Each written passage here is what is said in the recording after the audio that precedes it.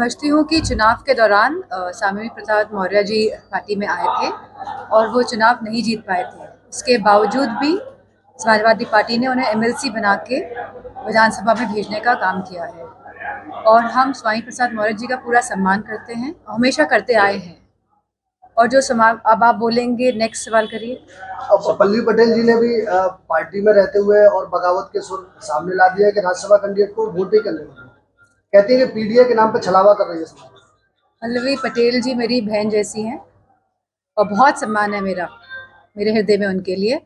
और समाजवादी पार्टी के सिंबल से पल्लवी पटेल जी लड़ी थी और जीती थी। हम चाहते थे कि पल्लवी पटेल की जो माता जी हैं वो भी समाजवादी पार्टी से जीते और वो भी सदन तक पहुँचे विधानसभा, लेकिन वो अपनी पार्टी के सिंबल से लड़ी और पल्लवी पटेल जी समाजवादी पार्टी के सिंबल से लड़ी और वो सदन तक पहुँची और हमें खुशी है। और आगे भी इस तरह की कोई बात होगी तो हम पूरा समर्थन करेंगे पल्लवी पटेल। पीडीए का मतलब जो है पिछड़ा दलित और अल्पसंख्यक है, तो क्या दलित और अल्पसंख्यक महिला नहीं हो सकती थी इन 3 कैंडिडेट्स में राज्यसभा के? मैं समझती हूँ बहुत छोटी लिस्ट थी, 3 लिस्ट की। और आपने अब जो कल लिस्ट जारी हुई है, आप उस लिस्ट की बात नहीं कर रहे हैं। जो लोकसभा की लिस्ट जारी हुई आप उसकी बात करिए। आप कहाँ छोटी छोटी बातें पढ़ते हैं। समाजवादी पार्टी ने हमेशा नेताजी के समय से पीडीए की बात करी है, पीडीए के लोगों को आगे लेके आए हैं। और समाजवादी पार्टी की जो विचारधारा है वो यह नहीं है कि पीडीए तक ही सीमित है।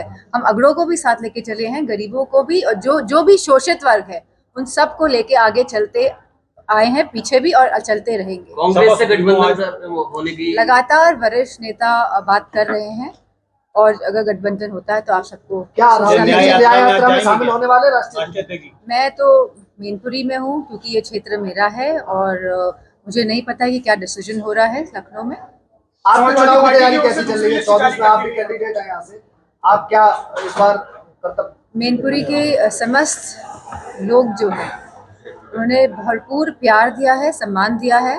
और मैं समझती हूँ जिस तरह पिछली बार लोकसभा सीट मैनपुरी ने समाजवादी की तो विचारधारा का समर्थन किया था, आने वाले समय में आप देखेंगे कि पिछले वोटों से भी बढ़ चढ़ के इस बार हम जीतेंगे। समाजवादी पार्टी की दूसरी लिस्ट जारी होगी प्रत्याशी की, चाचा का इस बार उसमें भी नाम नहीं है। वो समाजवादी पार्टी का मामला है, तो जल्दी आपको पता चल जाएगा कौन कहाँ से लड़ रहा है। किसान आंदोलन में राकेश टिकैत भी कूद गए, बता रहे हैं कि पहले से भी बड़ा आंदोलन होगा।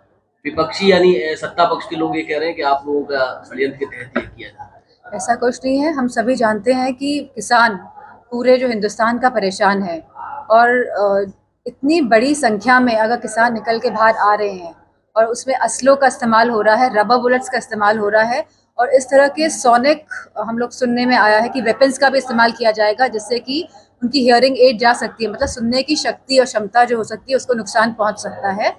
मीडिया वालों को मैं देखा है कि वो बुलेट प्रूफ जैकेट्स, टोपी लगा के, हेलमेट्स लगा के वहाँ पहुंचे, लेकिन हमारा जो किसान है जो सरहदों में बैठा हुआ है दिल्ली के, वो बिना किसी इस तरह के यंत्र पहने बैठा हुआ लगातार घायल हो रहा है। तो मेरा मानना है कि सरकार को उनकी बात सुननी चाहिए। 2000 जब उत्तर प्रदेश में चुनाव हो रहे थे तब 3 कानून वापस लिए गए थे और यह सरकार ऐसी ही है, चुनाव के हिसाब से ही अपने फैसले करती आई है और करती रहेगी।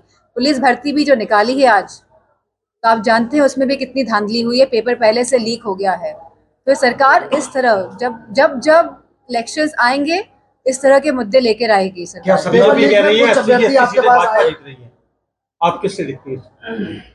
हाँ, भारतीय जनता पार्टी कह रही है कि लोकसभा सीट, भारतीय जनता पार्टी को ये बात भी कहनी चाहिए कि हमने कितने युवाओं को रोजगार दिया है। हम अग्निवीर की क्या व्यवस्था लेके आए हैं युवाओं के लिए, हम किसानों के लिए क्या कर रहे हैं, हम खाद इतनी महंगी क्यों कर रहे हैं, हम खाद में चोरी क्यों कर रहे हैं, हम मवेशियों जो आवारा पशु हैं उनका समाधान क्यों नहीं ढूंढ पा रहे। तो मैं समझती हूँ बीजेपी के लोगों को ये बात भी कहनी चाहिए, इस बात को नहीं कहना चाहिए कि हम 80 में से 80 आए। जी हाँ, व्हाट्सएप में और टेलीग्राम में नहीं। अब ये तो उत्तर प्रदेश की सरकार डिसाइड करेगी कि इसमें उसको एक कमेटी बना के इसकी जांच करानी चाहिए, क्योंकि ये अन्याय होगा हमारे युवाओं के साथ अगर पेपर लीक हुआ है उसके बावजूद भी इस तरह की भर्ती आगे बढ़ती है। बसपा मायावती ने अकेले यूपी में चुनाव लड़ने का ऐलान किया है। कितना बड़ा नुकसान कर सकती है समाजवादी पार्टी को, क्योंकि अब पीडीए के तहत चुनाव में जा रहे हैं, उसमें दलित भी है और दलित की बसपा के बारे में मैं नहीं बोल सकती। मैडम, सपा और कांग्रेस की टूट को लेकर क्या कहेंगे? क्योंकि अभी तक कोई सेटिंग नहीं बन पाई है। समाजवादी पार्टी के जितने भी हम लोग को चुनाव लड़ाने हैं, हम लोग ऑलरेडी इस पे डिसीजन ले चुके हैं कि कौन कौन कहाँ से चुनाव लड़ने जा रहा है। तो मैं समझती हूँ मजबूती के साथ समाजवादी पार्टी भाजपा का सामना करने जा रही है। क्या समाजवादी पार्टी की बसपा से, जैसा कि आपने बताया, बसपा कहने को तैयार नहीं है, क्या गठबंधन की बात आगे जारी है? समाजवादी पार्टी बीएसपी को फिर से गठबंधन में लाना चाह रही है, इंडी गठबंधन में? मैं इस बारे में कुछ नहीं जानती।